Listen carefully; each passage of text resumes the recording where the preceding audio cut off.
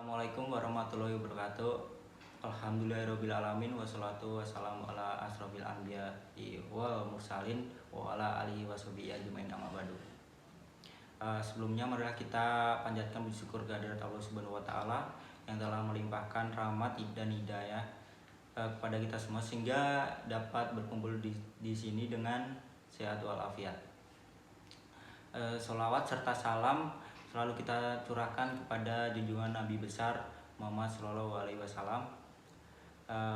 Perkenalkan, nama saya Hari Prastia dengan NIM 19.19189, Prodi Teknik Industri angkatan 19. Di sini saya akan menyampaikan narasi dakwah yang bertema kejujuran. Jujur merupakan cerminan sejati seorang muslim. Rasulullah SAW adalah orang yang terkenal dengan kejujurannya.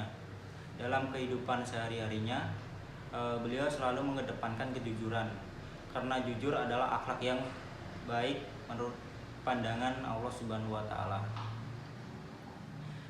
Bila kita senantiasa memelihara kejujuran dalam hidup kita, maka kita menjadi bagian dari orang yang beruntung baik di dunia maupun di akhirat. Penonton dan pendengar yang dirahmati Allah, kita semua setuju bahwa jujur merupakan budi pekerti yang mulia. Dengan kejujuran, seorang perlahan akan menuju kebaikan. Apabila seorang telah jujur dan mampu menempatkan suatu kebaikan, maka ia terbimbing menuju surga. Bukanlah Rasulullah Shallallahu Alaihi Wasallam pernah bersabda, sesungguhnya kejujuran membimbing ke arah kebaikan, dan kebaikan itu membimbing ke surga. Hadis riwayat Bukhari Muslim. Para penonton dan pendengar yang dirahmati Allah, orang yang selalu berterus terang dengan jujur dalam segala hal kehidupan ini, maka ia termasuk memiliki sifat kenabian. Sebab itu, tentu saja orang-orang yang jujur ini suka sekali dengan kebenaran. Karena sukanya, maka ia selalu memelihara akhlaknya dari dusta. Karena itu ia cenderung untuk melakukan kebaikan dan menegakkan kebenaran agama. Dalam arti surat Maryam ayat 41 yang artinya, ceritakanlah hai Nabi Muhammad kisah Ibrahim di dalam Alkitab Al-Quran ini. Sesungguhnya ia adalah seorang yang sangat membenarkan lagi seorang nabi.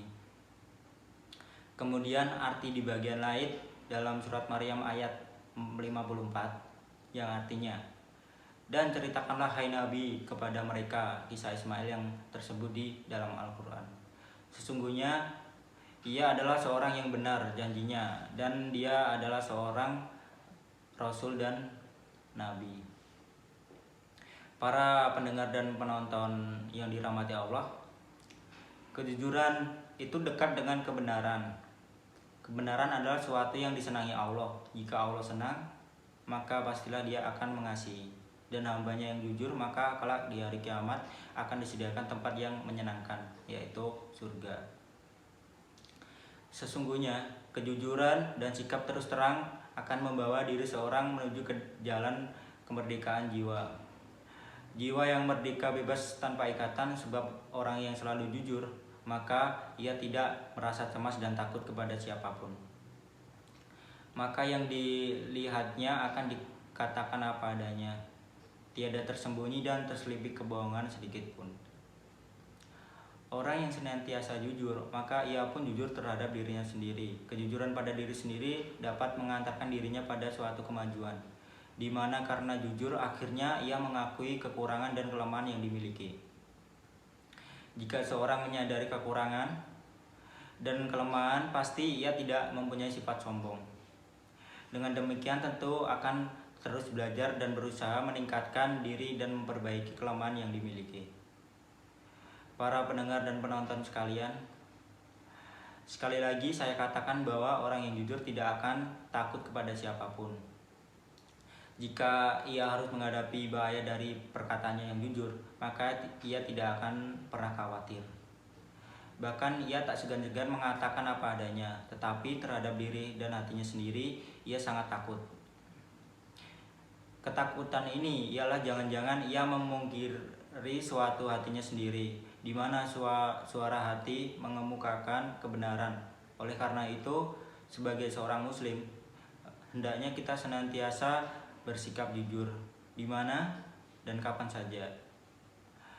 Dalam pergaulan sehari-hari, kejujuran perlu diterapkan. Marilah kita tunjukkan kepada masyarakat bahwa seorang muslim selalu memiliki akhlak mulia.